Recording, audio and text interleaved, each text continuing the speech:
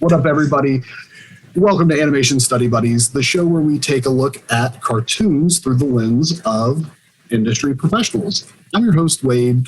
I'm a professional storyboard artist, and I'm here with veteran animator and all-time hero, Wayne Carlisi of One-on-One Animation. How's it going, Wayne? It's going good. Hello, buddy. So today we're going to continue our deep dive that we've been going through on Buccaneer Bunny. That's the name of this one. And we're getting into the nitty gritty of animation, right? We are. We're talking about keys and breakdowns, also known as extremes, keys, breakdowns, in-betweens. This is a really, really thorough examination of these concepts. So I'm excited to go into it and learn more and share that with, all of you. Me too. All right, cool. Let's jump in. All right.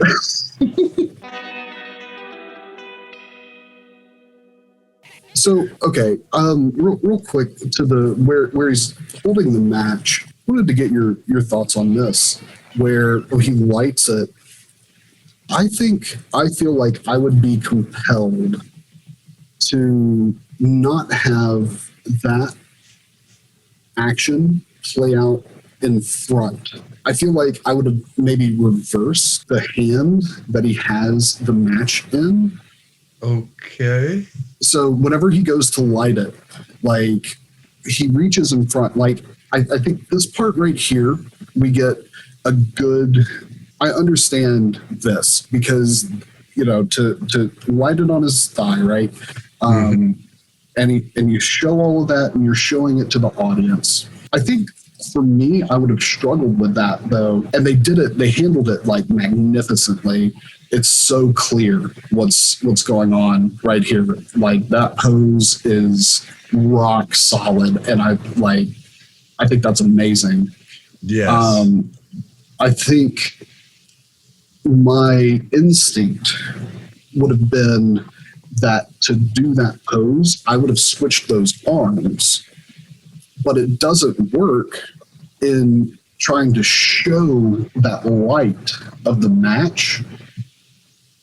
But I think there would have been whenever I was working on this, there would have been a little bit of conflict inside of me because I would have wanted him to use that back arm to light that cannon for whatever reason.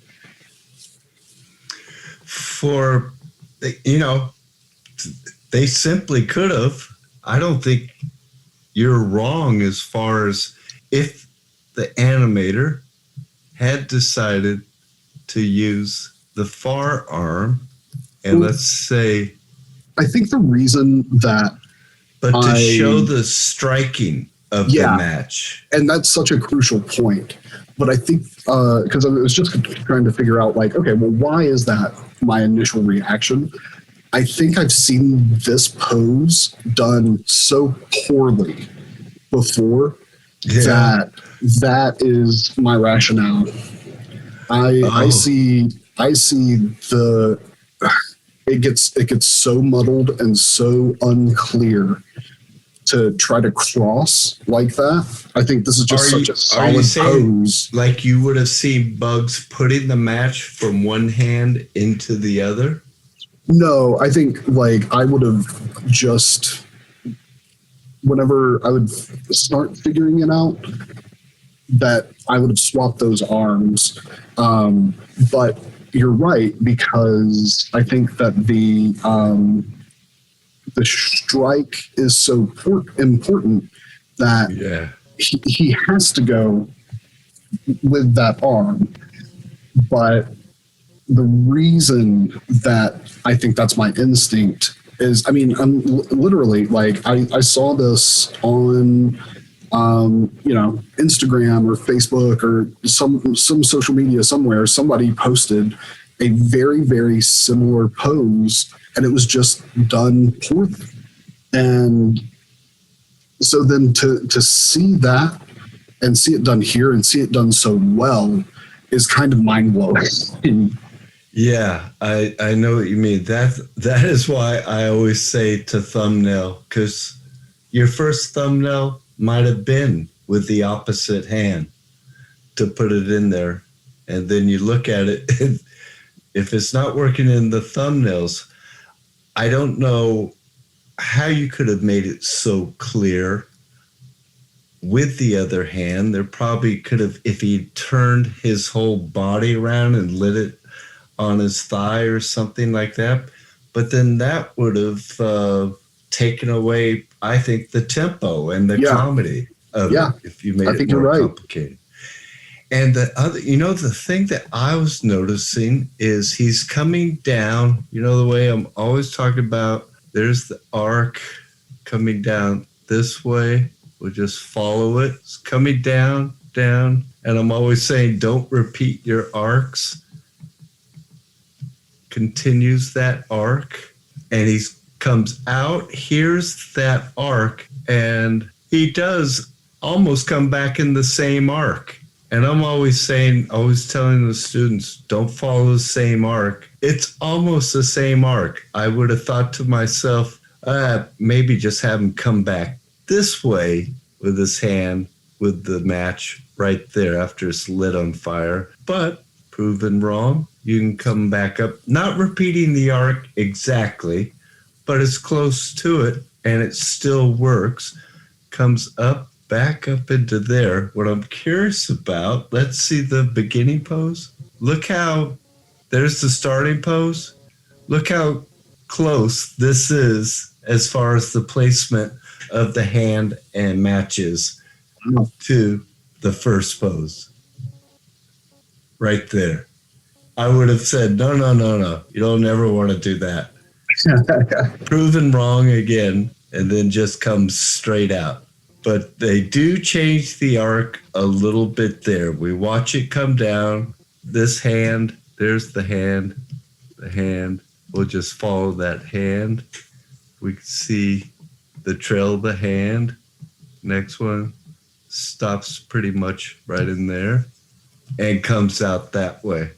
So it does change a bit, but very close to that same trail coming down there. And that's interesting. It's just something I noticed.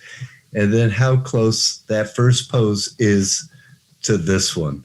And very clear, attitude-wise and everything. Yeah. Like that. That's how you do that pose, man. Like just making a mental note of that. Yeah, I'd say there's a key pose. That's the key. That's the key. There's a breakdown and breakdown in there. Those are your main poses of how whoever animated worked in and out of there. This is what I... Would you maybe label those so I can kind of see that? What are you saying are the keys? Oh, okay. So the start pose would be a key, right? Yeah. This is a key right there. And understand it, your keys. It's just your main storytelling poses. Right. All animators will work differently of what they consider the keys, but I would say that's the key and one of these. I'm not sure the last pose, but in here, right in there. Okay, so you're saying the start, last, because that's kind of how I work too. Whenever I'm trying to figure out, like, looking at reference what the main poses are. I know I definitely want to start in a stop pose. So you're saying that, and then like one of the poses where he's actually got the match on his leg is probably a key. Yes, that would be, for me, the way I work that would be the secondary key. Okay. I'd have this one. This is like, in a sense, of what I call a storyboard drawing from that one to this one, because he's holding the candle there and he's lighting the fuse. Yeah.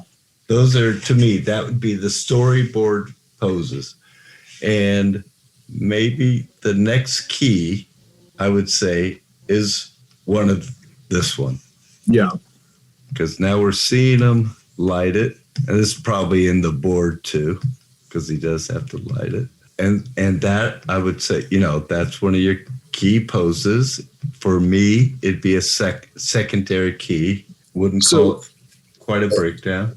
Can you elaborate on, because I think this is the first time I've heard you use secondary key. What do you mean exactly by that? What I mean is, and again, I want to make clear of my way of working. This is my key. I've done my thumbnails, and this is the important pose that he's got to match, and he's lighting the fuse. Yeah. So he goes from there to there. Okay. So he goes from there to there. I know I got to hit those poses. Very important. Most important storytelling poses. But then again, part of the story in the scene is that he lights the match. Right. So that will be my next key. It's just me. I call it my secondary key. Okay. Another animator might call it a breakdown. I call it a key. It's the key pose because now we're going from him holding the match, lighting the match, and then we go up to here again. Another key, secondary key, another important storytelling pose. And this one is because it's showing the effects of what just happened? Of how. Yeah. Well, yes, in a sense, that's a good point. Yes, it's showing the effects that he lit the match, and there's the match up there, and we can see it now. Everything is reading right here, and we can see it. He lit it, rubbed it on his butt or his thigh, lit it, and then he goes into here. And this is where when people talk about the breakdowns. So they kept this real simple from this pose there let me go back to the start. Okay, there's our key working in down here. The way he comes down into this key here, these drawings, if you'd given it to 3 different animators, you would have 3 different types of breakdowns in there. This animator put this breakdown, which I'll do in pink, put that breakdown right there. This felt like it's working, and it does work. So there's another breakdown, or the first breakdown describing the action of how Bugs goes from this drawing, these up here, to this next key of lighting or rubbing it on his thigh. That's the way this animator had described how to do it. It could have been described, for example, I think this will be good. Let's say another animator is doing it. Could have had the head up here more. Could have had this arm still behind his back, and could have brought out this hand out more. Is this making sense? Yeah. Kind of, or? No. Like I'm tracking with you. Okay. So the yellow's not very good. We'll go red. Here, we could see it better now. So I could have just done exactly here. Here's this left arm is behind Bugs still, hadn't brought out the hand. Could have left this leg maybe straighter and down here instead of it being bent at that point. And my point of showing this is really to show that there isn't just one way to do it. It's whatever feels right to he or she who's ever animating the scene. It's whatever feels right. So it's not like there's just this one formula. we'll continue on. There's our key drawing. And like I said, I would have thought maybe to bring it back here. The breakdown describing the action just coming back off of his thigh, and as he comes down there, but it makes sense for it to pull up there because he's anticipating right there as he goes down. But if I wanted to make this drawing right here, watch, I'll keep everything the same, but maybe I would have brought down the hand right there as the match is getting lit. Exaggerate it more. Not right or wrong, just different. Mm-hmm. And those are what the breakdowns are. The breakdowns are these drawings that describe the action between the keys.